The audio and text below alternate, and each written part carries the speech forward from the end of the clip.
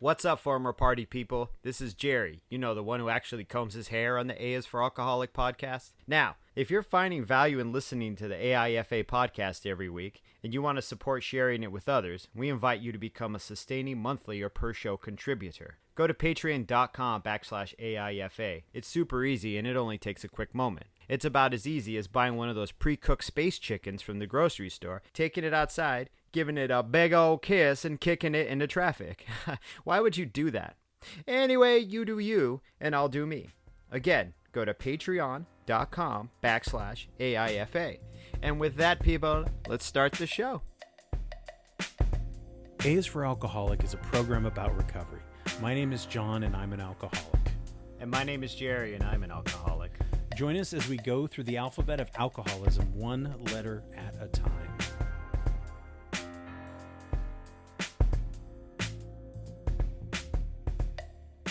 I was literally just staring at the wall and vaping, and then your hand came up to count it, and I was just in my own, world, just hissing away at the vape.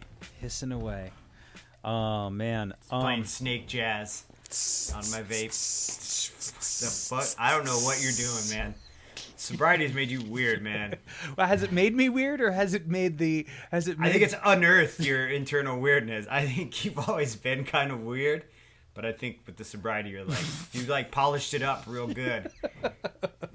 Well, because I'm recovering the weirdness that I have always wanted to see blossom. Did you see my latest? That's good. That's healthy. That's healthy. Right? Did you see my latest Instagram post? Oh, yeah, you did. Which one? The picture of me and my new album. What? How old are you in that picture? Like 9 or something? 10? Dude, you're 9 or 10, really? You look like you were like 14. Maybe it's older. Maybe it is 5th grade. I don't know. You look like a middle schooler. I might be a middle schooler. But I don't know. I can't gauge any child's age at this point. Not even your own? You're just... No, I'm all... This new roommate sucks. Keeps making me make her grilled cheese sandwiches. God. She apparently works at the school? I'm not sure. I got to give her a ride all the time? Why don't you get your own car? To work? Can't you fucking Uber it or something? Like, Jesus. Yeah, what's up with that, dude? How old are you again? 30? Yeah. Mm-hmm. No, I've just been, I guess so. I guess it's like honed my weirdness, or there's always been, I always think of my brand of humor is sort of this Tim and Eric awesome show kind of thing. Really? Sometimes, but with a dad joke angle to it. But I guess with a lot of dad joke angles, just because I think puns are so funny, and I think that also has to do with bartending for so many years. Right. Yeah. Having these jokes, having a bad joke or being able to make a pun is something you can do quickly, and you can kind of just throw it out there and everybody groans, and it's a really easy way to kind of just relate to people, I guess. I don't know. My wife loves it. She loves that. Well, you've hung out with her a bunch of times. She loves that stuff. Yeah. Puns and double entendres and sure. Stuff. She thinks it's like the height of comedy. Mm-hmm. She'll say, she'll do, I remember she'd do one totally deadpanned and then wait and then start to giggle at herself. Yeah, she still does that shit. But yeah, I think your wife follows me on TikTok. She's got a TikTok account. Well, it's Olive's TikTok. Yeah. Oh, okay, yeah. All right. Well. Once again, my roommate's making these TikTok videos. I don't know. That she just shares with her cousin. It might be Megan, so her. I don't know. Maybe it is. I don't know. I don't think she's posted anything on there. It just exists as a thing. Right. I think I'll get the app when we're done here and just start posting, lip syncing along to videos. Just your thing will be the puns, and mine will just be horrible, cringy, like Hannah Montana.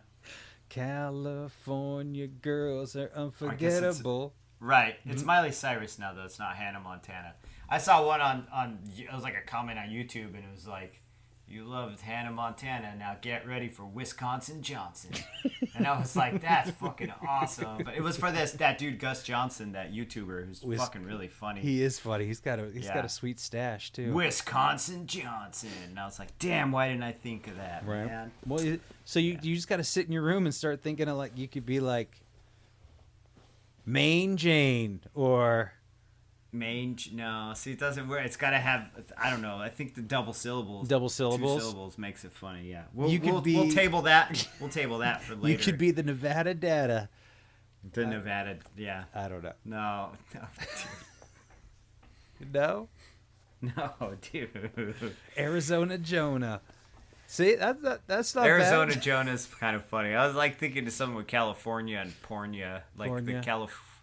the California porn Pornia. watcher. The Yeah, I don't know, man. California Swornia. I don't know. Right. But we'll say, yeah, you're right. We'll table that for the next brainstorming session. We'll table that for the next podcast. So if you haven't guessed already, you are tuned in to the A's for Alcoholic podcast, recovery podcast. Jerry and I both we are in current recovery mode as opposed to active. What's the opposite of recovery? Like I guess throwing active. it away? Like what do you No, God, that's that's so dramatic, but it's true. Throwing it all away. What is it? But it's absolutely. But anyway, I don't know. I guess active alcoholism would be the opposite of recovery. Yeah. I don't know. You'd have to look it up on your phone. Just Yeah. the opposite of recovery would be like. I don't know. Like I don't know. recovery, the act of getting something back, the process period of gradually regaining one's So it'd health be something. and strength. I guess throwing it all away. You're right though, because it would be the act of losing Okay. something if you're in the act of retrieving something. Yeah, maybe loss. Ooh, here. So check this out. Near antonyms for recovery: decline, Boom. degeneration, Boom. deterioration. Oh wow. Those all start with the letter D, Jerry. Yeah. Now we don't got to do that other one. We can do this one. We could do this one. Decline. What is it? Decline, degeneration, and deterioration. Deterioration. The opposite of recovery. Give me the D, Jerry. I Give me mean, them D's, dude. so we originally, and we may talk about. We'll talk about whatever we want to talk about, I suppose, unless we are told otherwise. But so D was originally for drown your sorrows, and it still might be about dealing with the how do you deal with the shitty parts of life without booze. And Right. now I just saw this decline, degeneration, and deterioration, which I never really looked at it like that when I was drinking. I never saw the bad parts of it when I was in it in the early times. Yeah. Like I never gave them much weight. I never thought about Right. They didn't. Yeah. my hangover maybe, but even those young hangovers at 17, 18, 19. You just laugh that shit off and go. Yeah. You know what I mean? It was like falling off of a bicycle. Like it was funny. Mm-hmm. Just be like, I really ate some shit there. This is like jackass. And then you get back on. Yeah, and hop back on it. I felt the decline. I wouldn't even say near the end. I felt the decline a few years into it. I could feel my body. I felt sick. I would feel sicker and sicker physically. Not even from the hangovers. Just generally felt bad.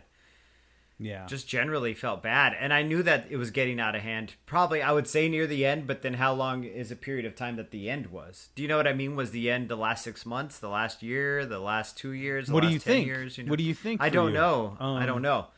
I mean, I know that once again, we have that narrative and that myth of the rock bottom being the absolute worst, when I honestly feel like I had way worse than that rock bottom. That was just when I was done. Mm-hmm. So is that rock bottom the end? Do I look at all that period of time right up till when I finished drinking and decided to, deal with all my alcoholism? Do I look at that as the degeneration, decline? Because it was business as usual, right? It's that slow sinking until finally you get some big events during your drinking phase or during your drinking period or whatever. It's always that slow kind of downhill slope. Your health starts failing, the hangovers get longer. Do you know what I mean? Mm-hmm. You really question whether or not you have just shat yourself. That's kind of but then that becomes normal. That becomes what your new normal is. But then you get those brief events where everything really pops up and you get in a huge fight with your girlfriend and you end up throwing a gun out the window. You know what I mean? Or Not exactly, but yes, I get the feeling. Right, I know. It's very specific to a Jerry Wagner, but... But those big screaming matches with a friend where you alienate everybody around you, those are those big events. But then once that event has passed and you've dealt with it in whatever way you've dealt with it, it's just that steady decline again. That's how it was for me. Mm-hmm. It was this downhill degeneration that had big spikes of activity where I fucked everything up and then back down to the march. Down, I guess, but it was so gradual. Yeah. But I know for some people out there, it's fast. It goes really, really fast. You know, I hear stories about people, I had my first drink and I fucking necked and killed the whole fucking bottle and threw up 5 times and decided this was what I wanted to do. And that wasn't me at all, you know? Mm-hmm. Yeah. I think in the last year, if I could try and piece it together, because I mean, memory's kind of a weird thing anyway, but then you throw booze on top of it, and I try to I don't really remember what 2013 was all about. Like, I don't have a real sense of that year at all.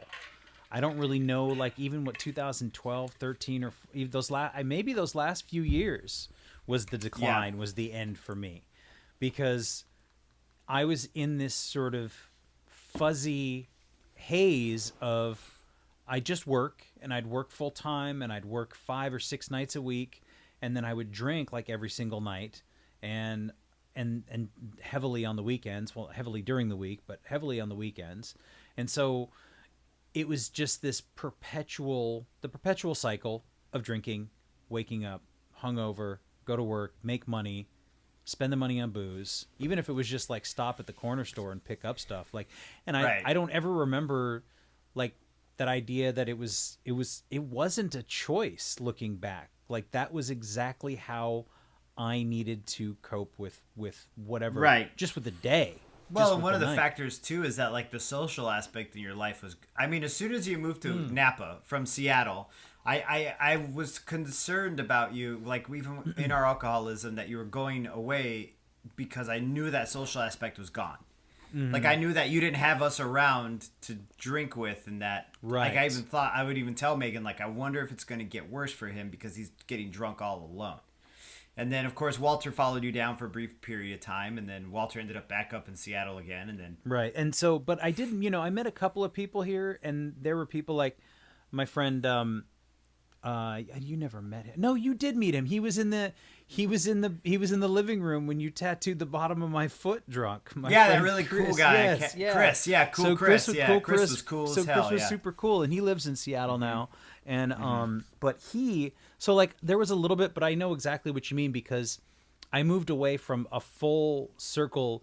I guess it was as best a support system as we could come up with. We were all alcoholics, like sharing our misery. Do you know what I mean? But we were very close though. And so I guess, you know, that was some type of benefit or positive mark about us as a group of friends. You know? So I think that was definitely like a step down from, because there was, now I was not drinking socially as much, for sure.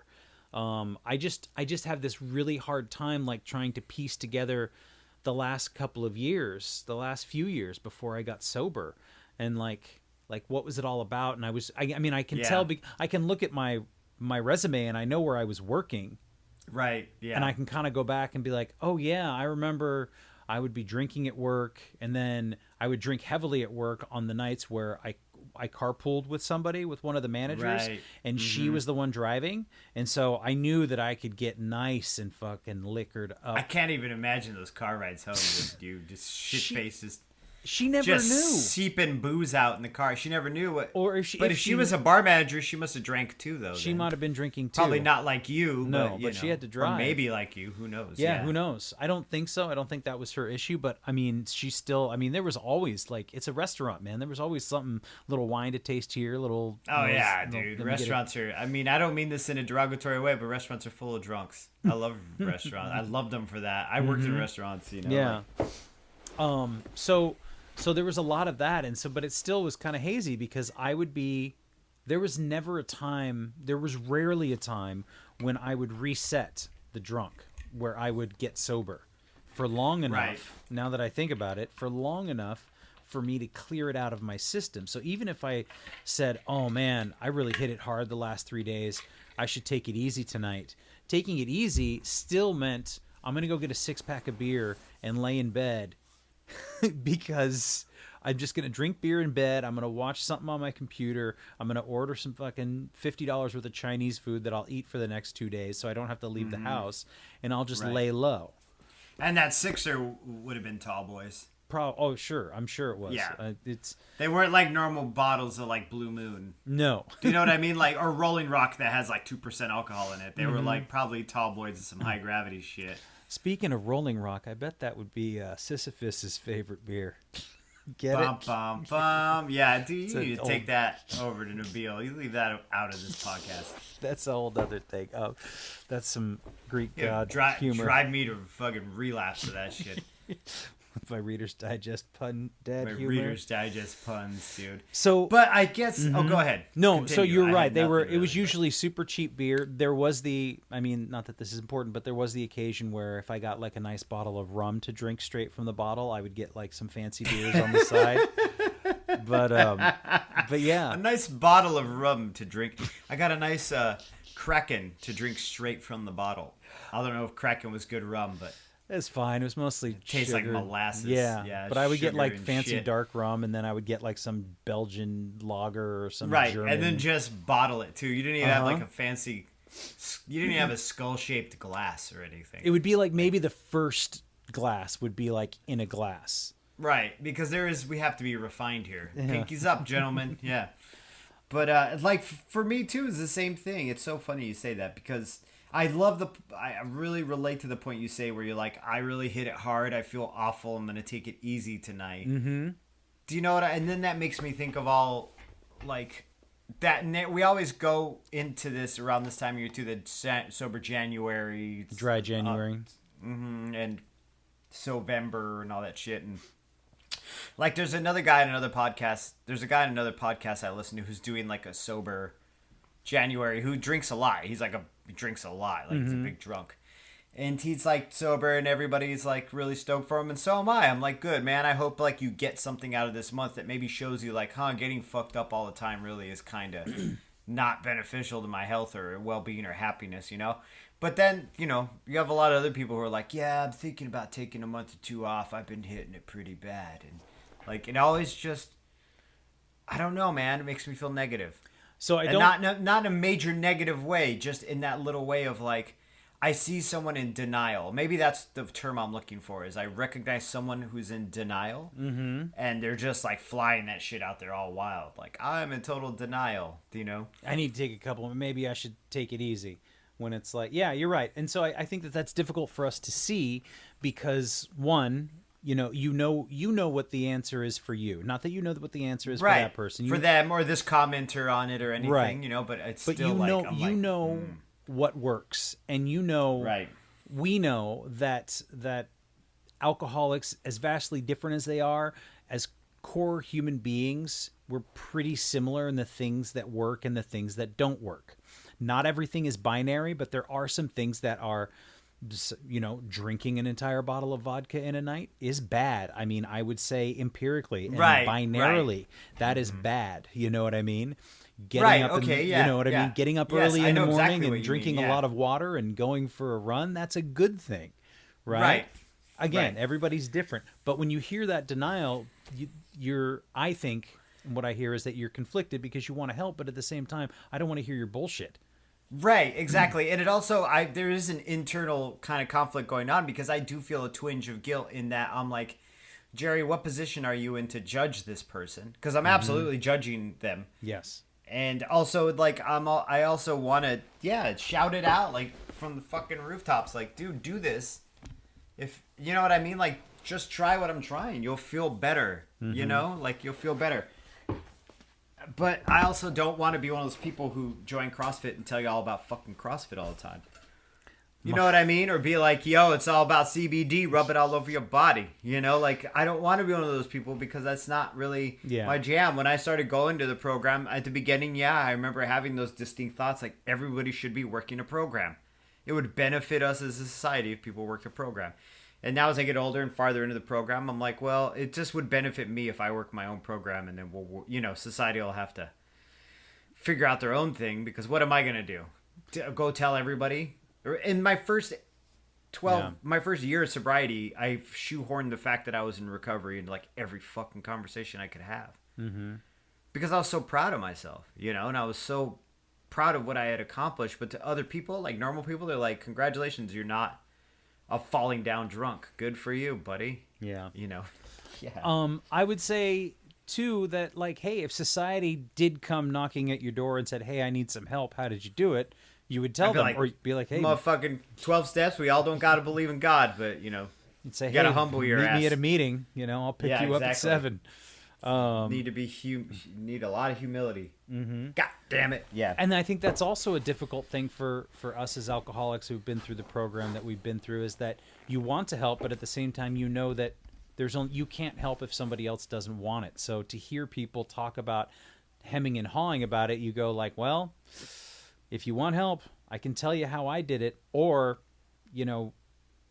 quit hemming and hawing about it, because it's either Right. got to be one or Right. the other. Right. And you can work a positive program and drink if you're not an alcoholic, I believe. You know what I mean? Yeah, Like, it can well, be... if you don't have that mental obsession with this Right. thing, right?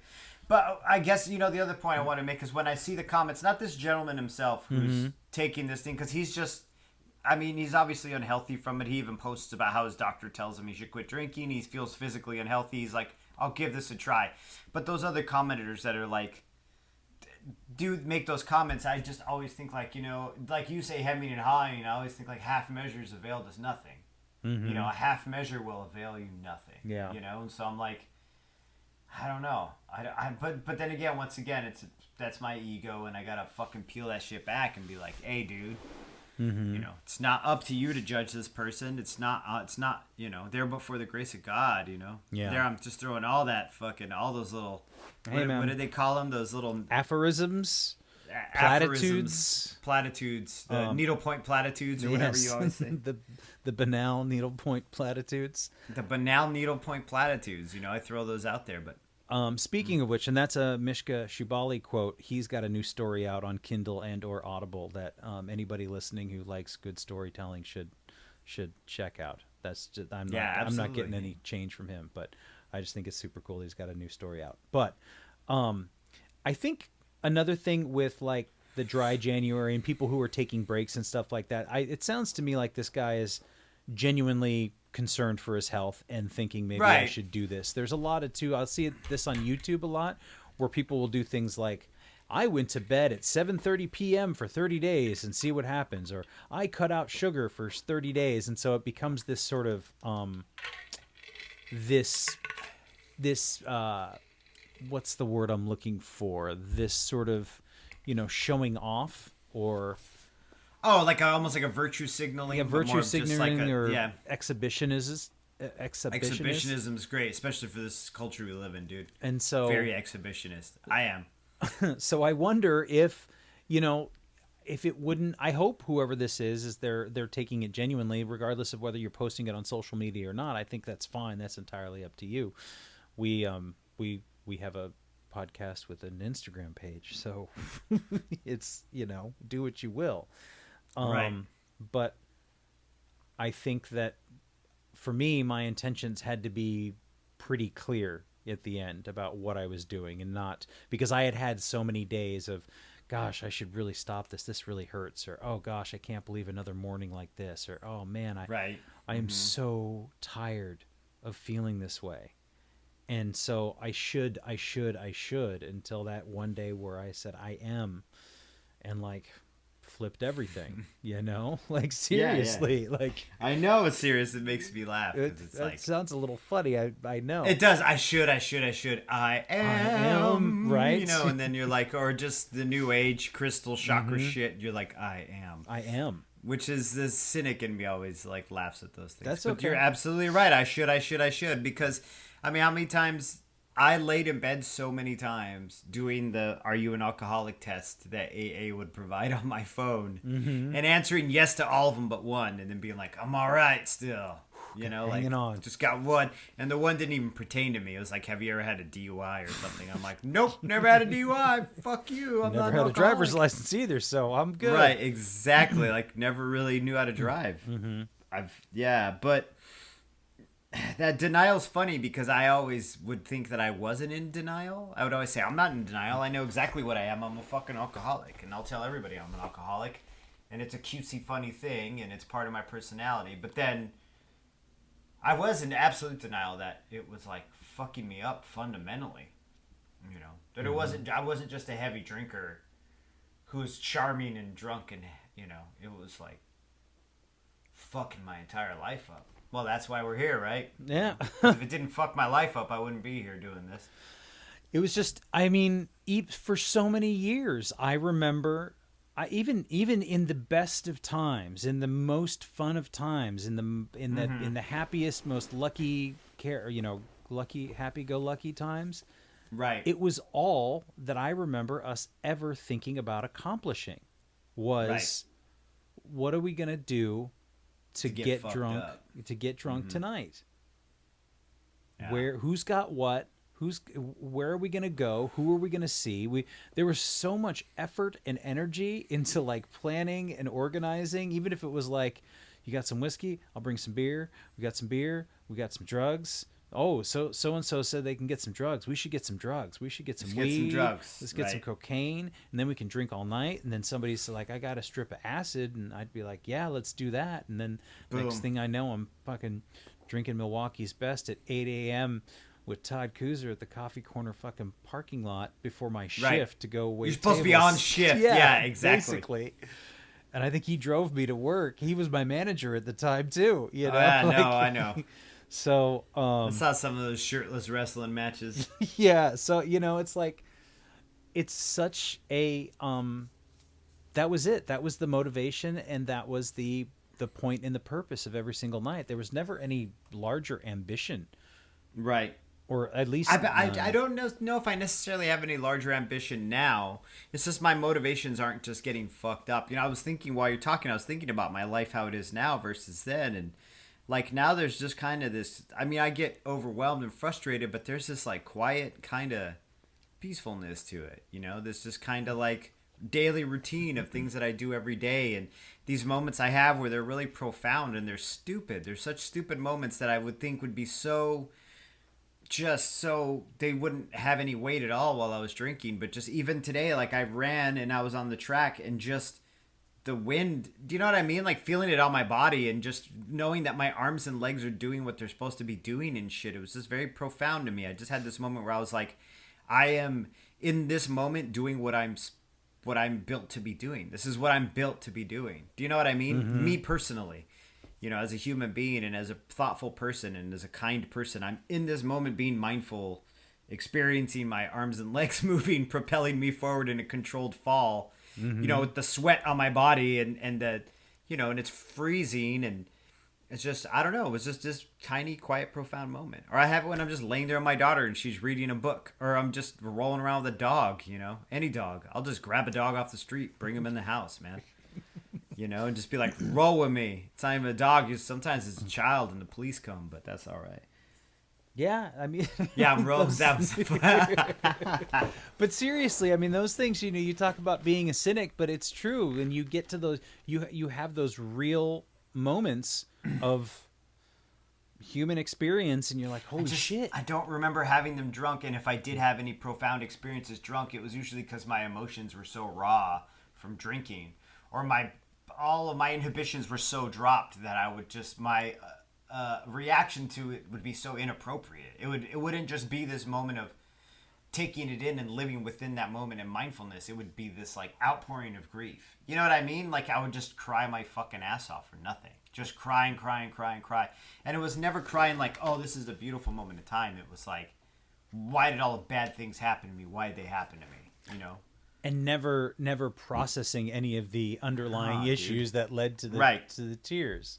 Where now I think about the bad things happening to me growing up, and I was like, well, they fucking happened. They're not happening anymore. So what do we do with that? We learned how to deal with the habits we learned to cope with those bad things. We have to remedy those or rectify those or fix those, or maybe fix is not the right word, but reconcile, course adjustment, reconcile, come to terms. Any number of things, however you need to. Right, because fix is a weird word, man. Fix has always weirded me out. Well, I mean, I think that I have fixed a lot of things in my life, and I think right. I have changed things, and therefore feel better because of those changes.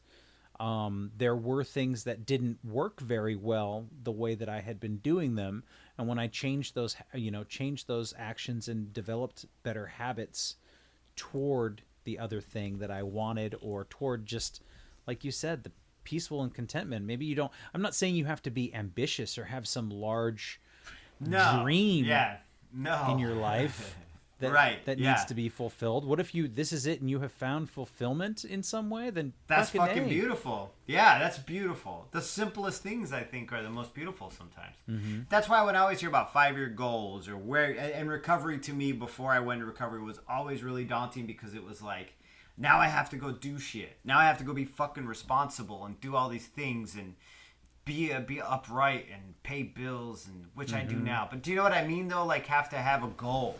I need to have some type of ambitious goal and want to take over the world. And I'm just, man, in my recovery, I'm just like, fuck the world. I want to do my thing and make sure that the people around me are, treated kindly, and try to be compassionate. And just those tiny, simple things, those little acts to me just mean so much more than all that other bullshit, like having a fucking car, or, and having nice things, or just anything. And yeah, I mean, and that's all so shallow. That's up for you. That's for you to define. What are nice things? Word. Do you not feel like you have? Are you comfortable in your home? Do you not have nice things? That's a nice shirt you got on. I like that shirt. Nah, I paid $3 for this shirt on Amazon. Pew, pew. I did. It was $7. It was one of those softies.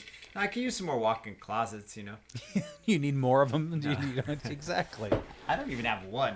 I guess I think the idea, whenever I think of ambition, is those YouTube channels like that idiot with the bookshelves in his garage. Do you know what I mean? Like this really shallow, insincere, like asshole with a Lamborghini because he doesn't know how to talk to girls. You know what I'm saying? Like, I don't fuck with that. Like, I'm just like, man, that doesn't align with what my life goals are, Is that are you talking about Ty Lopez? The idiot with these, like, I got all these Lamborghinis and 5 bookshelves in my garage, and I'm like, that's dumb. Who keeps books in their garage? That's weird. Yeah, because it's like ran out of room in your house. Nah, dog. Sell some Lamborghinis, get a bigger house. Mm-hmm. I'm all upset. I'm really upset about that. I can tell. So I think that's really, and I struggle with it too, about defining my own definition of success and value and self-worth and all of that shit is so, like, it's hard for me I have to remind myself that it's up to me. And because I'll be thinking, oh gosh, if I only had this amount of money, or if I lived in this house, then everything would be fine. And it's like, well, what can you do to be happy now?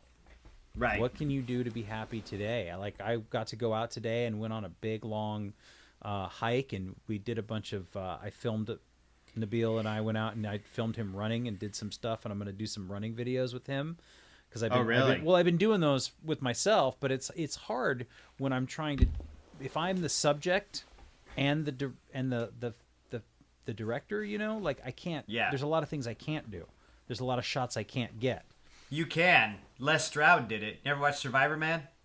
No, I don't know. No? I was hoping you'd laugh at that. Les Stroud was like a Survivor Man dude who was like Bear Grylls, but better. Mm-hmm. And he did it all himself. So he would set up a tripod, hike up a huge hill to get an establishing shot, and then run all the way back down the hill, grab the camera off the tripod. Jesus. Do you know what I mean? Yeah. It's just like way more work, though. Right. But yeah, I hear you. But that is also, you don't have to do it the inconvenient way like Les Stroud, because National Geographic's not paying you any money. So. I mean, if they want to, I'd be down. I'll run up and down the mountain. Just be like a man who runs. Johnson. Next on a middle-aged white guy running in Northern California. Yeah, well, I don't know if I told you, but I wrote a letter to the chief marketing officer of Merrell Shoes, running shoes. I'm not surprised. You do that shit all the time.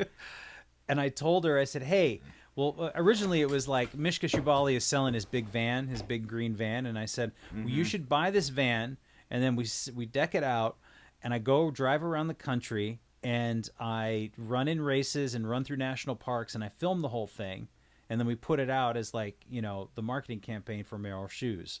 And like, what'd they say to you? I haven't heard back. You're waiting? We're in conversation. I mean, currently it's a one-sided conversation, but... Right, yeah. Thoughts and prayers, Johnny. Big ups to you, man. I mean, Big ups, Lord of Mercy. What I mean, what did they call? What happens that one day if it happens though is what I mean. I could sit here and laugh at you and fuck with you because you were writing to Elton John and Ellen DeGeneres and shit, and I'm like, I don't know what you're doing, but okay. But then one day it really does happen, and I'm just sitting around at like a campfire for some reason, just being like, and John made it happen. John made it happen. They sold him that Mishka Shubaly shitty van and his fart van, just driving around in a punk rock fart van. Yeah. So you never know, man. I don't know. Merrill's shoes, huh? Mm-hmm. So, but then I was like, well, why not fucking? Maybe I could do videos for him. I'll work for Merrill, and if Merrill doesn't want it, then I'll work for Nike or Adidas or Gary V's got shoes. Maybe I should go talk to that fucking guy. Who's Nike? I mean, who's Gary V? Who's Nike? Gary Vaynerchuk. Yeah, I guess he's not on your Instagram feeds or anything like that. He's this super like raw, swears a lot, motivational dude, all about telling people to go out there and fucking just go get it. You want money, you go make money. I made money. I worked fucking 80 hours a week in my dad's wine shop, and so anyhow, it's not. I'm surprised you haven't Never heard of him. Oh, that's fine. But is he the dude that sang for that band? No, I don't think so. He looks like an old punk rocker, but he just walks around in hoodies and shit. But so I just thought I could go and make these videos, and maybe I could, do like, this is crazy to even say this out loud, but I could do sports and athletic photography. Right.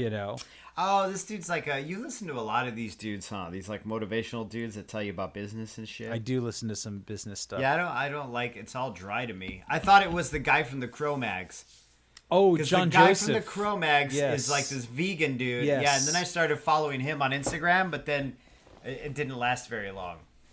I respect his opinion. I just don't need him to yell it at me on Instagram, so I just got rid of it. I was like, I like the Cro-Mags. Mm-hmm. And then he's just like, if you eat meat, you're a fucking pussy. And I was like, I guess I'm a pussy. And then I'm sorry, man. I don't even feel right being here. I shouldn't even be here. Good luck. Yeah. I have his in a book. positive way. He's got a book called PMA, The Positive Mental Attitude, or something like that. Yeah. Are you vegan? You're not vegan, are you? I'm vegan by default because I just watch the calories, and it's easier for me to eat, mushrooms. Like you're not eating any of your protein. You don't eat meat at all, really, huh? You're No, vegetarian, at least. Yeah. Basically, I don't eat. Yeah, I actually basically vegan. I don't eat cheese. I don't eat meat. Man, I just had eggs. chicken right now. Sounds good. I eat beans and rice and lots of spinach and lentils every once in a while, and so I mean, probably just run so clean. Hey, you man. probably fart awful though. You probably fart horrible. I fart horrible. I'm sorry putting this out in this podcast in the world, but it is rough. You can get that doctor told me. Mm-hmm. Sorry, I don't mean to interrupt you, but please, the doctor this is told important. me, Jerry. Yes. She said, Jerry, you need to lay off the Coke Zeros and anything carbonated. Try to take it off for 3 days and see what happens. So I haven't had a Coke Zero in like 3 weeks now. It's been about tomorrow will be 3 weeks since I've had a Coke Zero or anything carbonated. I haven't had anything carbonated in 3 weeks. How do you feel? I'm still farting horribly, so it's obviously not that. So it went away for a little while, and I was like, wow, man, I don't have that horrible flatulent anxiety. And nah, man, it's like back with a vengeance. And I'm just like, what have I done? And she's like, well, you got to stop eating cruciferous vegetables. And I'm like, I cut that shit out so long ago. I haven't had broccoli in such a long time. Like, okay, so then what else is it? What else do you eat? Maybe I just swallow a lot of air.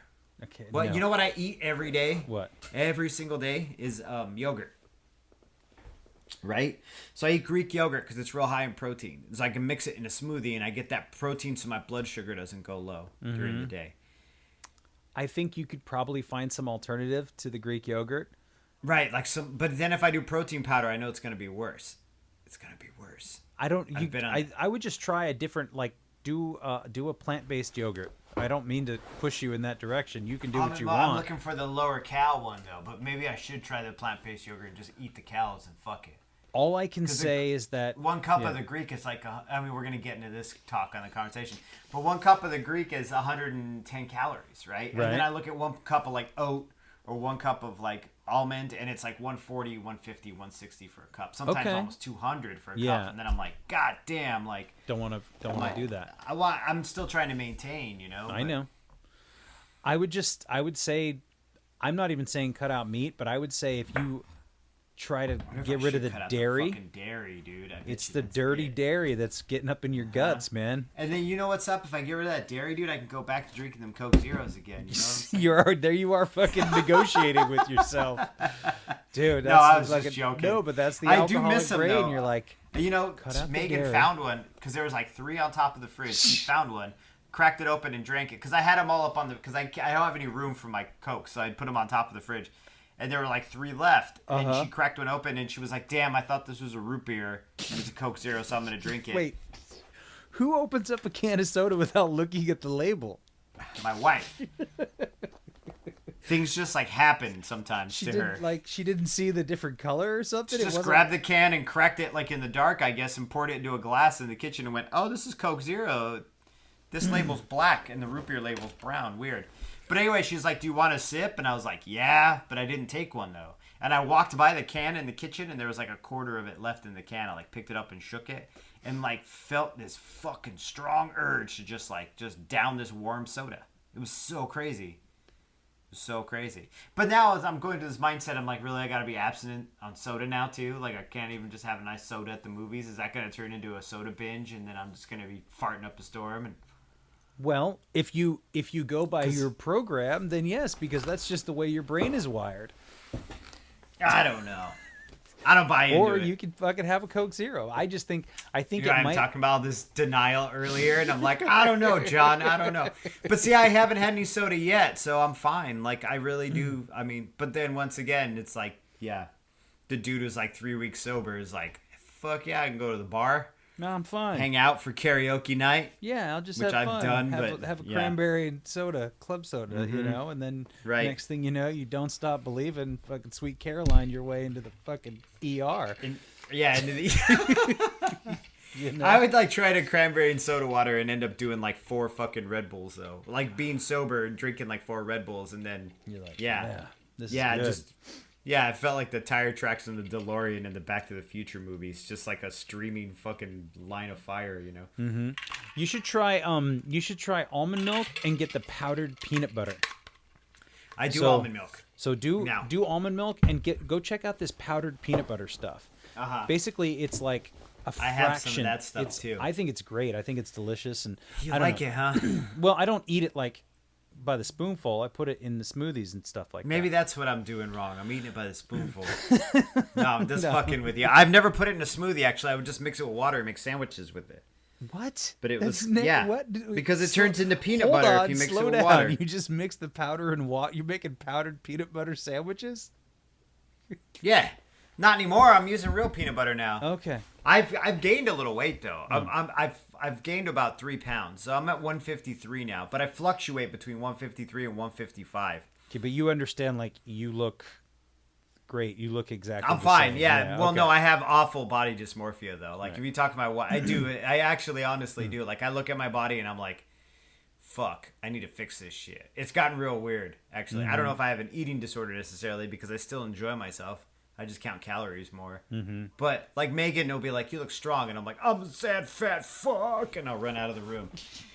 Just go do 2 miles. Yeah, Just right. my butt cheeks flapping in the wind. Just to go do 2 miles. I did 4.5 today. That's awesome. And then I didn't make my steps the other night. I lifted weights and didn't make my steps and went out and ran 2. After Nice. lifting weights during the day. Yeah, but then, I don't know, man. It was cold. It's cold. I can't wait for the weather to get nice, Yeah, John. I know. Me too. Me too. Tell me about it. And podcast listeners. Yes. Rain Well, miles that count weird double. rain miles count for double? Says who? Yeah, I don't know. Then I ran fucking 9 miles today. Then yeah, but I think this podcast is funny because it did start off straight recovery, and now we're doing this weird intersection between runners and recovery. Like, except neither of us are. Yeah, I would say you're a more experienced runner than I am. Only in that you've ran like half marathons and shit, and have those. You have special shoes. I will say this about, and we're gonna talk about this in a couple episodes, and we're gonna commit a whole episode to this. Is that part of the program that we're in? They talk about practices these principles in all your affairs, and Right. part of what happens with alcoholism, or what did happen in alcoholism for me, is that all the parts of my life, all the stuff that makes up John, all the financial, the mental, the emotional, the relationships, the physical, the health, all that stuff, and the fitness, like they were all eroded, they were broken, they needed to be repaired on some level. And so it's like, okay, then I mean, I can't stress it enough that just getting sober was not good enough for me. I mean, it wasn't. Right. I was gonna die from something sooner than I was not healthy. You saw me, Right. and you saw me after you saw yourself change from being hugely overweight to being absolutely in the green as far as the optimal. I mean, I don't know if you've checked your body mass index, but I'm sure that it's pretty fucking optimal. I don't know either. So, Don't. but That was Siri. That's okay. Siri started talking to me. and we'll talk about that. I think in a couple of episodes we're going to commit a whole hour to it. But so, as far as the running and the fitness, like I believe that it was the next step that I needed to take, and I saw you do it first, and I was like, fuck, I think that I can do this. So Right. Man, speaking of all this running fitness shit too, I gotta go get blood tests tomorrow. you're gonna do fine. I gotta go do it. I know, but I have to fast, and I hate. I don't mind the fasting. The problem is getting up tomorrow morning and not being able to have a cup of coffee. Like I just gotta get up and get everybody ready and get them out to school, and then drive our car down to the clinic and go get blood taken and bring a granola bar so I don't die. Yeah, think of it And then like come back and work out. think of it like in the drinking days. I mean, you wouldn't like get up and crack a beer. You would be hungover as fuck, and you would go through Right. the whole day, and you would probably even work fucking hungover, obviously. Yeah. And then you wouldn't Yeah. drink until 5 p.m. So it's like you'll be fine. Bring a little Yeah, ice, you're bring a little right. iced It's coffee only- and a granola, and you'll be fine. It's literally like an hour and a half, 2 hours. Yeah. So I mean, it awake. sucks to not have. If the I'm up by coffee. 6:30, they're out the door by 8:30. That's 2 hours. Then down to the clinic. I don't have an appointment. I just gotta walk in and be like, "Yo, I need my blood taken." It's that fucking 8-hour fast. It's always best to do it right in the morning when you wake up. You know. Yeah, but there's always school in the morning, and I always got to get them. I always got to get Olive ready. Anyway, This is not interesting podcast. Not at all. So Not at all. Let's just cut all that out. in the modes, I mean, but this is what we deal with in recovery. And if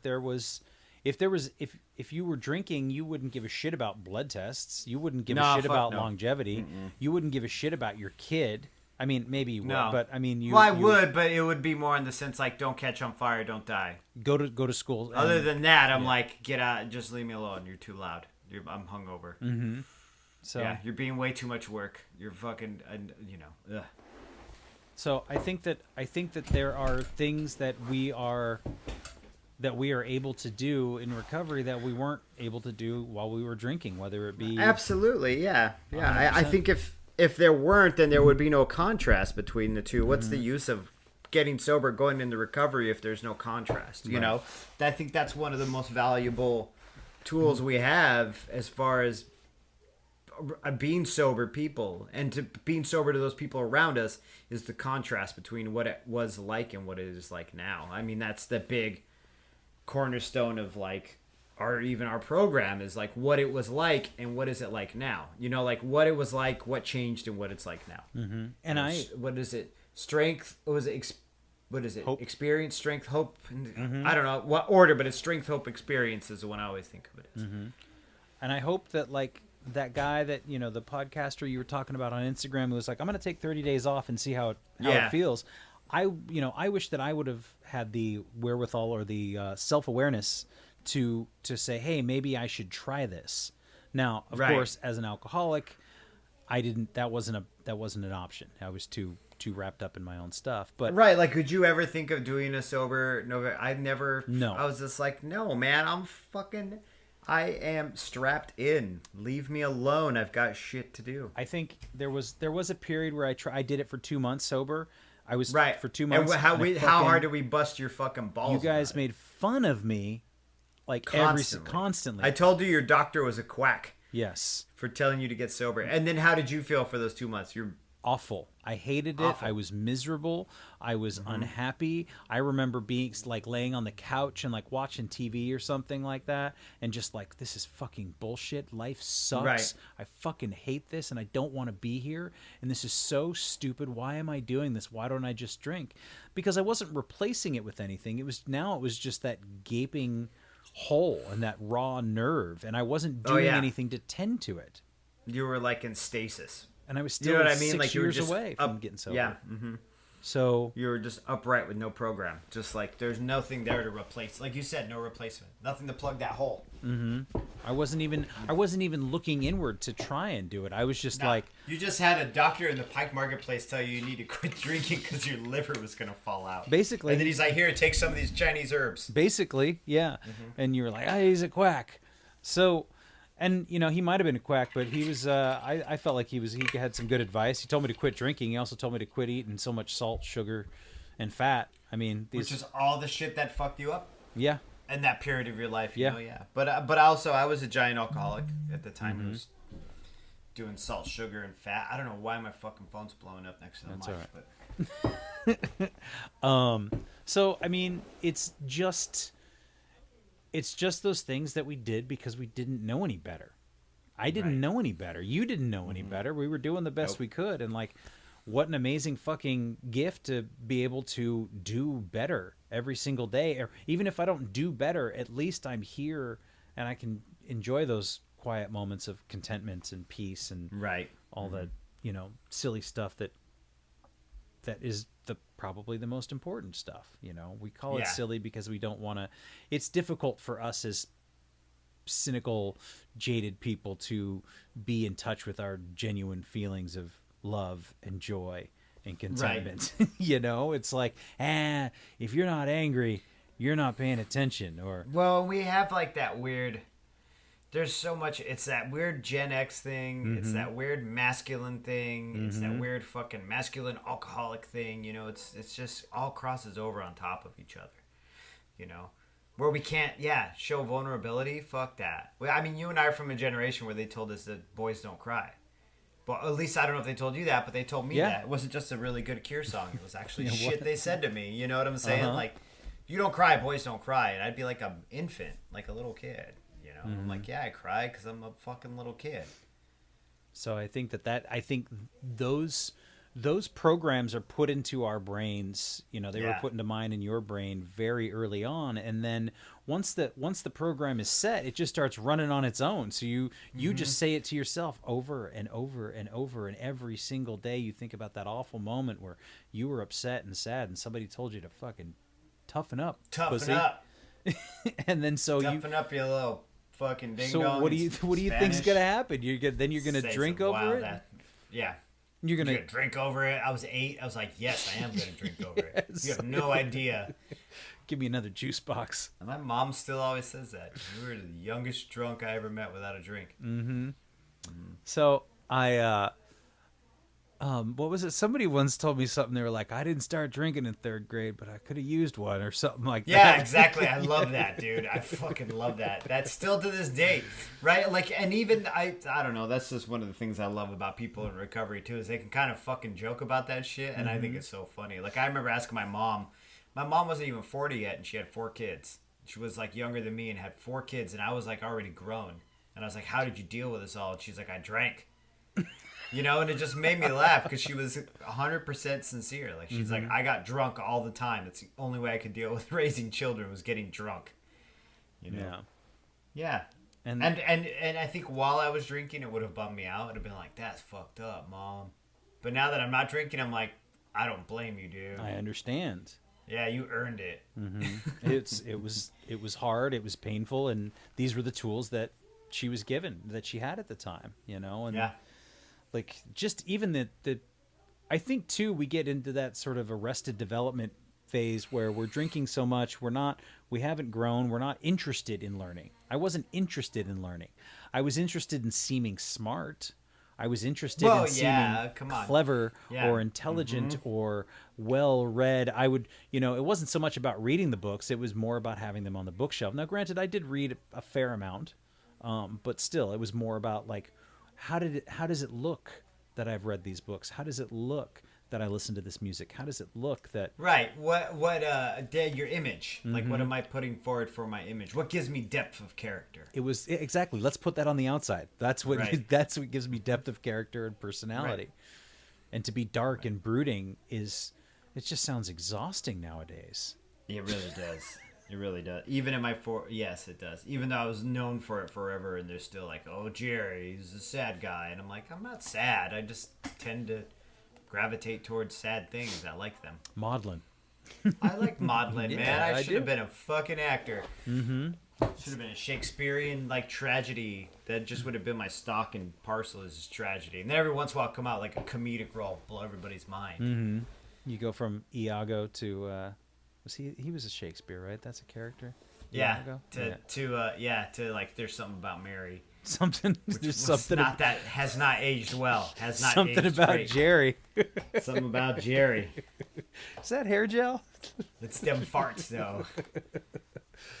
Oh man. But yeah, so it's just the decline, the degeneration, and the deterioration are such real things, and so I mean now I'm like, fuck, why did I let it go so long? God, I wish. Well, because I I didn't have anything else to work with. Well, you didn't know any other way until you had to do it the right, not the right way, but do it the way you're doing it. I had to hit the bottom. That's that the I right way needed. for you. But do you know what I'm saying? Like, you didn't know any other way till you started doing the other way. And you wouldn't have unless you were open to doing the other way. So now we're here. We're open. Get used to it. Yeah. I do a couple of things too, and we haven't touched on this before we go today.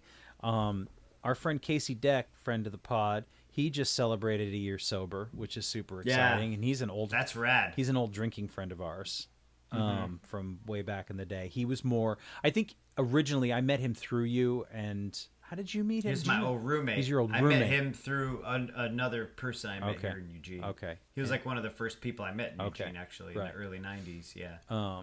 And so he used to be a hard drinking dude too. And, but he just celebrated a year sober, and I see him on my running app, and he's always like fucking keeping up killer. He's got a killer pace. Like he'll be doing like 8 and 9 minute miles.